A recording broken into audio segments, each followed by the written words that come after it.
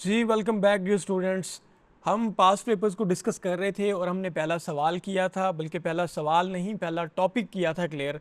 मुझे उम्मीद है कि सार के ऊपर अगर कमीशन कहीं से भी कोई भी सवाल पूछेगा तो आप उसके बारे में 100% क्लियर होंगे। अब हम बढ़ते हैं अपने सेकंड क्वेश्चन की जानिब और हमारा दूसरा सवाल हमारे पास है, who was the first governor general of the state bank of Pakistan. तो स्टेट बैंक ऑफ पाकिस्तान के पहले गवर्नर जनरल का नाम क्या था? तो मिस्टर जाहिद हुसैन जो थे, ये पाकिस्तान का जो स्टेट बैंक था उसके पहले गवर्नर जनरल थे। अब इसी के साथ हम चीज़ों को थोड़ा सा रिलेट करते हैं कि कमीशन इसके साथ सवाल पूछता है कि स्टेट बैंक ऑफ पाकिस्तान की इनागोरेशन कब हुई थी? तो जुलाई 1 1948 में इसकी इनागोरेशन हुई थी। और किसने इनागोरेट किया था? तो कायदे आज़म मोहम्मद अली जिन्ना ने स्टेट बैंक ऑफ पाकिस्तान को इनागोरेट किया था जुलाई 1 1948 में। और इसके पहले जो गवर्नर थे वो कौन थे जी? जाहिद हुसैन साहब। उसके बाद चूँकि ये 1948 का साल चल रहा है तो इसके साथ कमीशन साहब सवाल पूछता है कि नेशनल बैंक ऑफ पाकिस्तान कब बना था? तो नेशनल बैंक ऑफ पाकिस्तान 1949 के अंदर बना था। ये एडिशनल नोट्स हैं और टू द पॉइंट रेलेवेंट और इम्पॉर्टेंट चीज़ें जो पूछी जा चुकी हैं या जो पूछी जा सकती हैं इन सवालों से रेलेवेंट, वो सारी की सारी मैंने यहाँ पे लिख दी हैं ताकि आप लोग इररेलेवेंट मटेरियल ना कंज्यूम करते फिरें, वो चीज़ें ना करते फिरें, अपना टाइम ना ज़ाया करते फिरें जो पेपर में उसने पूछनी ही नहीं है। फिर उसके बाद पाकिस्तान ने आईएमएफ को कब ज्वाइन किया था? आईएमएफ को पाकिस्तान ने 1950 के अंदर ज्वाइन किया। अब देखें ये चक्कर शुरू हुआ था 1948 से, 48 में ये कुछ हुआ, 49 में नेशनल बैंक पाकिस्तान का बना और 1950 में पाकिस्तान ने आईएमएफ को ज्वाइन किया था। आईएमएफ स्टैंड फॉर क्या है? International monetary fund. और आपको पता होना चाहिए कि आईएमएफ और वर्ल्ड बैंक एक एग्रीमेंट के तहत बने थे, उसको हम बोलते हैं ब्रेटन वुड एग्रीमेंट, राइट। चलें आगे हम देखते हैं जी। तीसरा सवाल हमारे पास है, Kurt Wilhelm was an Austrian diplomat and statesman who served 2 terms as the Secretary General of the United Nations। अब ये एक सेक्रेटरी जनरल रहे हैं कुर्ट वेल्थम साहब। अब कमीशन ये सवाल पूछ रहा है कि वो कौन से नंबर पे सेक्रेटरी जनरल बने थे? पहले सेक्रेटरी जनरल थे, दूसरे थे, तीसरे थे या चौथे सेक्रेटरी जनरल थे? अब ये सवाल चूंकि एक है लेकिन ये पूरा का पूरा टॉपिक है सेक्रेटरी जनरल्स के बारे में, इसके ऊपर हम इंशाल्लाह बात करते हैं। सबसे पहले इसका जवाब देख लें तो कुर्ट वेल्हेम जो थे ये ऑस्ट्रियन डिप्लोमेट थे और ये फोर्थ सेक्रेटरी जनरल थे। फोर्थ सेक्रेटरी जनरल किसके? यूनाइटेड नेशंस के। अब इस सवाल को हम इन डिटेल जाके जब टच करते हैं तो उसको हम देखेंगे कि सेक्रेटरी जनरल पे और क्या सवाल पूछा जा सकता है।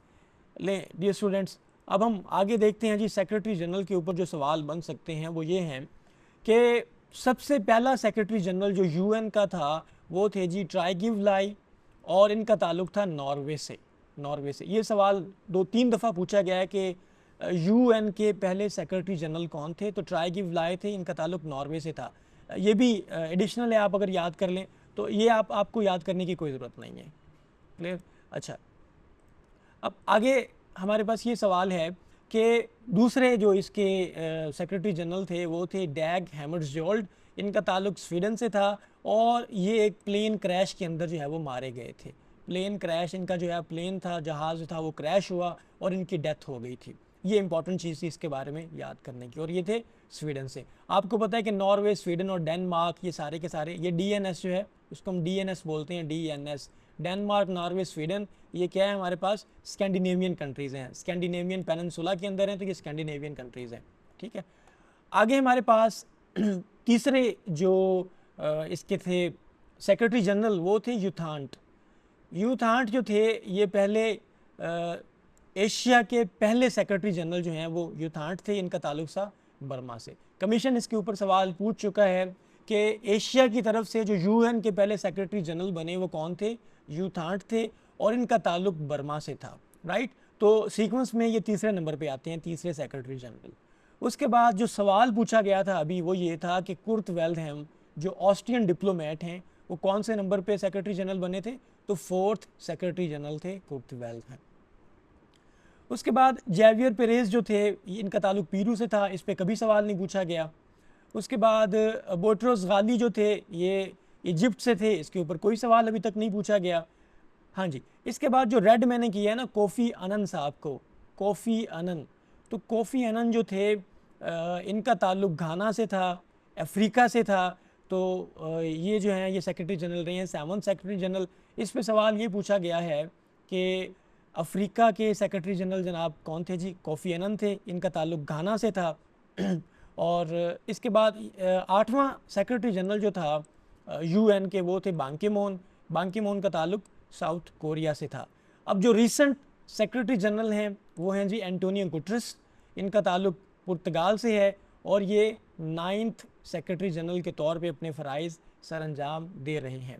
इसके साथ साथ एक सवाल मैं आपको दे देता हूँ कि यूएन के जो आप यूँ कह लो कि जो वाइस सेक्रेटरी जनरल हैं वो कौन हैं, और ये पोस्ट जो है वो किसने डिफ़ाइन की थी, ये आप लोगों ने खुद जाके सर्च करना है।